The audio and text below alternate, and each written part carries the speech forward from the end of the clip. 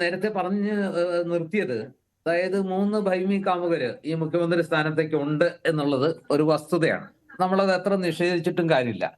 അതൊരു വസ്തുതയാണ്. ഒരു ഏറ്റവും സീനിയർ ആയിട്ടുള്ള നേതാവ് ശ്രീ രമേശ് ചെന്നിത്തലയുണ്ട്.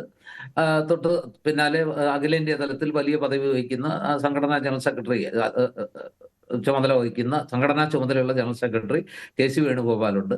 ഇപ്പൊ പ്രതിപക്ഷ നേതാവിന്റെ സ്ഥാനം വഹിക്കുന്ന വി.ഡി. സതീശനുണ്ട്. ഈ 3 പേരും മുഖ്യമന്ത്രിയാകാൻ സർവ്വതാ യോഗ്യരാണെന്നുള്ള കാര്യത്തിൽ ആർക്കും ഒരു തർക്കവുമില്ല. പക്ഷെ പ്രസന്റ് കോണ്ടെക്സ്റ്റിൽ ഇവരെ ആര് നേതാവാകണം എന്നുള്ളതാണ്, അല്ലെങ്കിൽ ആര് മുഖ്യമന്ത്രിയാകണം എന്നുള്ളതാണ് പ്രശ്നം. ഈ 3 പേർക്കും അതിനുള്ള ആഗ്രഹമുണ്ട്.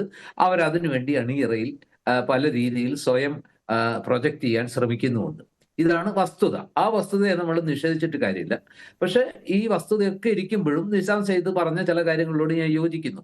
ഈ ആരെന്തൊക്കെ ശ്രമിച്ചാലും ശരി, ഈ തെരഞ്ഞെടുപ്പ് ഫലം വന്ന ശേഷം തെരഞ്ഞെടുക്കപ്പെട്ട എം.എൽ.എമാരുടെ യോഗം ഹൈക്കമാൻഡ് നിരീക്ഷകരുടെ വളരെ പ്രധാനപ്പെട്ട ആളുകളായിരിക്കും സ്വാഭാവികമായിട്ടും നിരീക്ഷകരായിട്ട് വരിക. അവരുടെ സാന്നിധ്യത്തിൽ കഴിഞ്ഞ തവണ പ്രതിപക്ഷ നേതാവിനെ തെരഞ്ഞെടുക്കാൻ വന്ന കൂട്ടത്തിൽ ഇപ്പോഴത്തെ എ.ഐ.സി.സി പ്രസിഡന്റ് ശ്രീ ഖാർഗെ, മല്ലികാർജ്ജുൻ ഖാർഗെ ഉണ്ടെന്നുള്ള കാര്യം നമ്മൾ ഓർക്കണം.